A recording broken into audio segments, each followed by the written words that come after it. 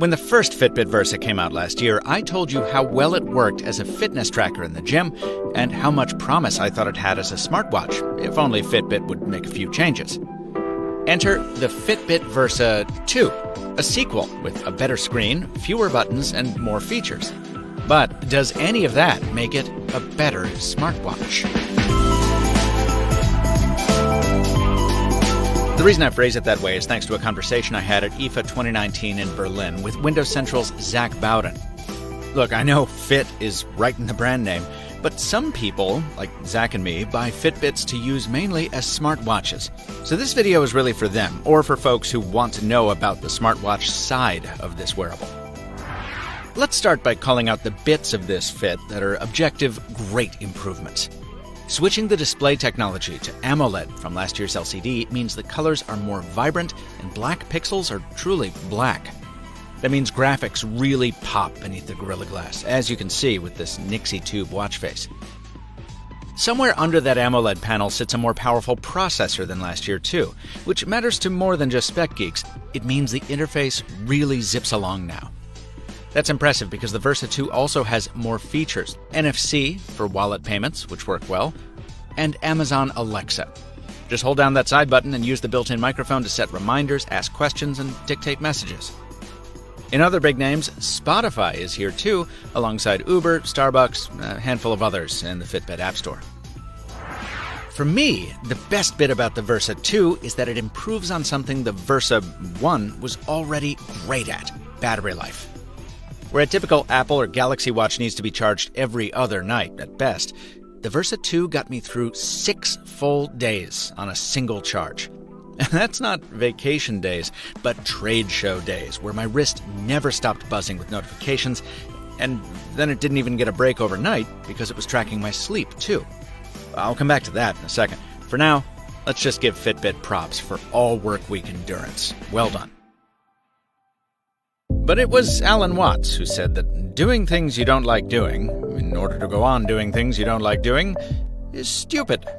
In other words, it doesn't matter if something lasts a long time if you don't enjoy using it.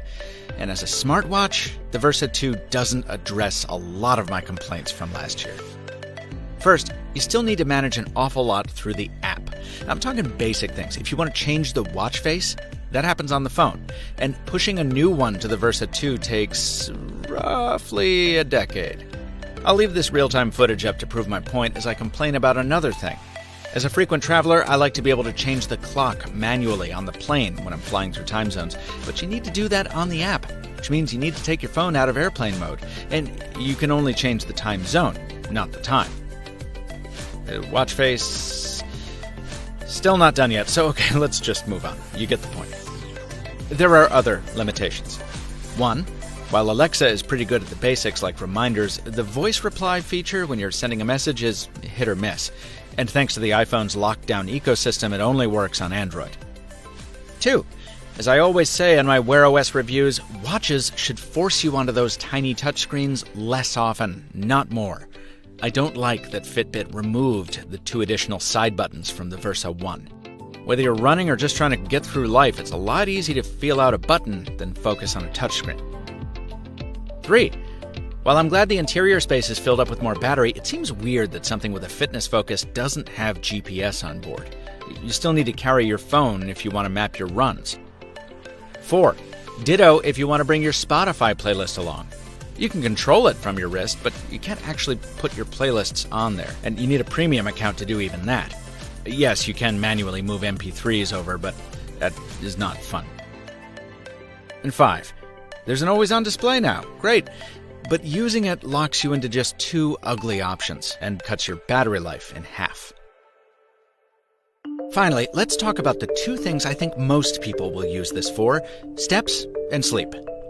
For the former, well, it still gives me credit all the time for steps it thinks I'm taking while I'm riding in a car or typing at a keyboard.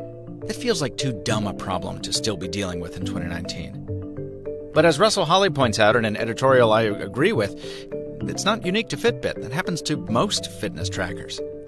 And with the possible exception of the Apple Watch, Fitbit has the most friendly breakdown of health data out there, with an app that sorts the information so it's accessible, and a huge community of users if the thing that gets you to go to the gym is competing against your friends or strangers.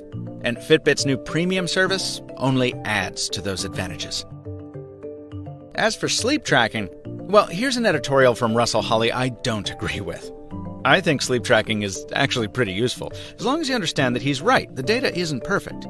But being able to break down results over days and weeks and see how the amount of rest you get affects how you feel, it's compelling stuff. I visited my family right after IFA, and my aunt was worried that her guest bed wouldn't be comfortable enough for me to crash on. But according to my sleep score, it was just delightful. The Fitbit Versa 2 is available September 15th for a starting price of $199. It's still not a great smartwatch. So if you're looking for rich messaging and plentiful apps, check out the Apple Watch if you have an iPhone, or the Galaxy Watch from Samsung, or the new Wear OS devices from the Fossil Group.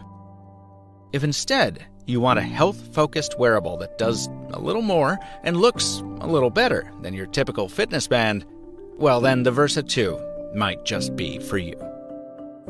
Fitbit owners and wearable wearers in general, I want to hear from you. What are you wearing on your wrist, or what do you want to put there? Sound off in the comments below, and subscribe to the Mr. Mobile on YouTube so you don't miss a bunch of wristwatch reviews coming very soon. And follow me at the same handle on Instagram if you want to see all those new Fossil Group watches announced while I was in Berlin. This review made possible by a Fitbit Versa 2 review sample from Fitbit. I don't take money for reviews, and Fitbit was not offered copy approval. That means they're seeing this video at the same time you are. Until next time, thanks for watching, and stay mobile, my friends.